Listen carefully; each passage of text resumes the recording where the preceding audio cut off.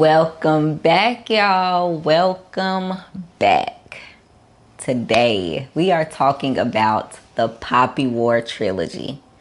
Let's get into it. This is a series I've had on my shelf for about a year. It's been about a year. And I've been putting it off. But then I got my kids to pick the next books that I was going to read. And my youngest son picked Dragon Republic, which was perfect because I've been putting this series off. So I said, what a good time to knock these all out. And I did just that. Let's just jump into it. This book answers the question, according to R.F. Kuang, well, this series answers the question, what if Mao was a teenage girl? Mao was the founder of the People's Republic of China. She was trying to answer the question, what if Mao, not what if, she was trying to answer the question, like, how does somebody, Mao, start off fighting for the good guys, fighting against the oppressors, trying to liberate the people. And then you jump to the other side and you become an oppressor. And you oppress the people. And you ain't liberate nothing. And, like, why? That need for power almost agreed. Like, how you can literally minimize your destruction. How does that happen?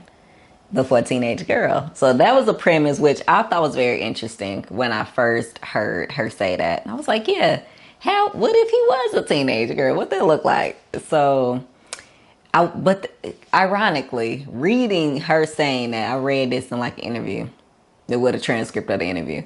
Hearing her say that, that's the framework that I read these books through. And to be real, I wish I separated the two. I probably would have enjoyed this more if I would have taken that and if I would have said this is her inspiration, but that's not for real what this is. Or if I would have known less about Mao, maybe it would have been like I would have gotten something else from it. But the whole time I'm sitting here thinking like, interesting.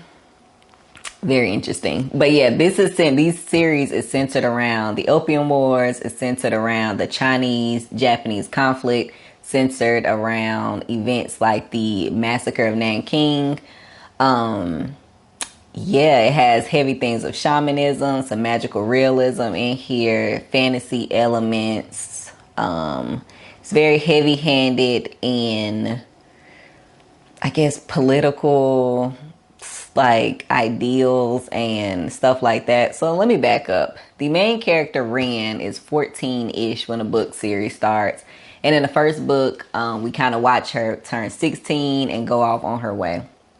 Ren is an orphan. She was orphaned from the First War, and she's raised in a foster home. So she fights hard to earn a place in the top military academy in the nation that she's in.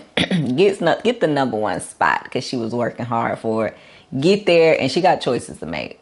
She's choosing her path. She's figuring out who she is, and you really get to see like some of her initial intentions and her initial like motivations. What drives her to do the things that she does? What is she seeking? You slowly get to understand her psyche at this point. Okay. She makes some decisions in this book. They continue in this book. And then they go off the rails in this book. That's kind of like how I see it. Yeah. You get to see Ren understand. First of all, she's dealing with a lot. She and everybody else during this time, war is like that. Everybody dealing with something. It's a lot going on. It's a lot of grief. It's a lot of emotion. It's a lot of anger. It's a lot of trying to handle that. Her worldview is changing and shifting every 100 pages because, for example, just like her ideas about a lot of things, they changing over time. Okay, what she's fighting for starts to slowly fade away. And then when you think about Mao, again, I wish I would have separated these more. If you know anything about Mao, separate the two, because just say that she used Chinese and Japanese history and Mao's reign and his heavy-handed, all the stuff he did with his famine and all that. Just say she used it as inspiration and not answering the question if Mao was a teenage girl. Because I was like, I don't know about that. But anyways, you get to see her, Ren, grow up in a time, first of all, in war, but in a time where she was raised one way. She was an orphan, so didn't really know her true roots. Then she got to a military academy, step 2, where she fought and had to overcome so much adversity to learn what she wanted to learn. Then you get to another step where she chose a path. Then you get to another step where she thinks she's going down that path, and then boom, you get punched in the face. You got to make a decision. You going like, what you gonna do at this point? What you truly desire is gonna start to come out, and that's what's gonna guide you. Then you're gonna go down this path. Okay, you're going down this path because that's how you got it. Then you start making decisions, and you look up and you like, dang, I did that. I gotta live with that. How can I cope with that? Okay, then you zigzag, and you at another spot, and you like, looking back, you like, not only did I do that, this is a domino effect. And so you have to start compartmentalizing. Well, Ren had to start compartmentalizing. She had to start blocking some stuff out. She had to start acting like, looking at things on such a wide scale that she could distance herself from what was going on. And you see that, and that piece seems very much realistic. It seems like, yeah, how would you, if you cared, how would you deal with stuff like that, you know? War is messy. It's confusing. It makes you question. If you're directly involved with it, it will make you question a lot of things, and you lose people, and you gain other friendships, families, unities, communities. And then it's just always like this tug of war. And this book series does a really good job at displaying what that looks like. I feel like that's what this book shown to me. It did a really good job at displaying the confusion and the emotions that go into people living during war, having a direct involvement in it, and using like historical truths to kind of tell that story. So I appreciated that. I appreciated that the author showed that the main characters, Ren included, had a choice. She wasn't forced to do anything. She had a choice, and she chose this path, and you got to see how that played out. I appreciated that, because I have read some books that I was just so annoyed that they like made it seem like the main character had no other choice. You have a choice. Anyways, she did a really good job at that. It's written well. At times it is redundant. But, you know, a lot of books are. That doesn't take away from the story. It is, you gotta know, let me say this. If you're familiar with the historical events that this book is kind of, that inspired this book, you're gonna know what's gonna happen. Because you already know, oh, that's talking about the Nanking Massacre. Okay, cool. Oh, that's talking about XYZ. Oh, okay, I know what's gonna happen there. I know what's gonna happen to right here, because it's kind of parallel to, you know, real history. But aside from that, she really did do a good job at making the story her own, though. I still enjoyed it. I'd still recommend this to people, with the caveat of it is redundant at times.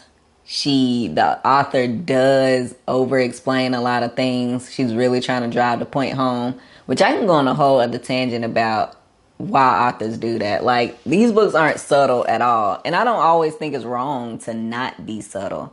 I love subtlety in books, but that's not every author's way, and that's not necessarily wrong. However, I think when authors have to tell you 18 times the same thing, is it because of the age we're in, where people don't listen and they can't comprehend subtlety and they'll miss it? So is she doing this because nobody's thinking critically and can pick up on XYZ? I don't know, but we was told 18 times about the same thing, and I was like, girl, we get it. But yeah, Anyways, this is a dark series.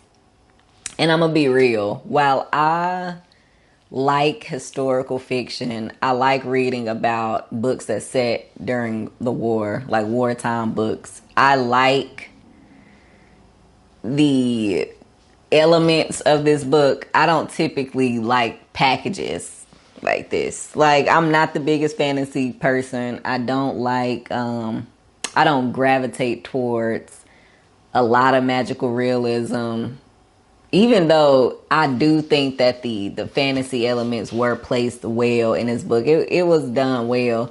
I'm still not the big, like, it's still not for me. I'm not the target audience for. I'm adjacent, and I read it and I still enjoyed it. I do think though, if I would have read these books when they first came out, I would have definitely read The Poppy War because I was so intrigued about the premise. But I don't think I would have read these other two. I think I would have passed on these. If I would have read these when they first came out, I would have passed on these. Yeah. But yeah, throughout the book, you see Ren learning who she is, why she's doing what she's doing, and making decisions about it. Deeply making decisions about it based on the stuff that she learned about herself in the first book. Building community, breaking community, Ren going off the rails, and then the community around her taking on a different feel, so to speak. But yeah, it wasn't bad. I still think the story was cohesive. It changed, like, it was a drastic jump in the first book, kind of, from Ren being, from the book just being like almost a coming of age, almost, to just straight up, let's get into this battle. Like, it went from, oh yeah, coming of age, you know, it's a hard knock life, to rip the veil off, is war, baby. That's what that seemed like. It was a violent Band-Aid ripoff, but I like that because I feel like, if nothing else, what is war? Like, yeah, rip the band. Like, that seemed like a good way to introduce the conflict of the book. So I appreciated it. One of the best series I've ever read. Definitely not the worst. Definitely not. I liked most of what I read. Yeah, I liked most of what I read. Again, it was redundant at times, but, you know, I also don't read this genre like that. Maybe that's just what it is. Who knows? But yeah, if you've read these, let me know what you think. I'm glad that I finally read them. I had them for a minute. They've been on the shelf. I'm glad I finally read them. Yeah, that's it for me, y'all. I'm going to see you on the next one.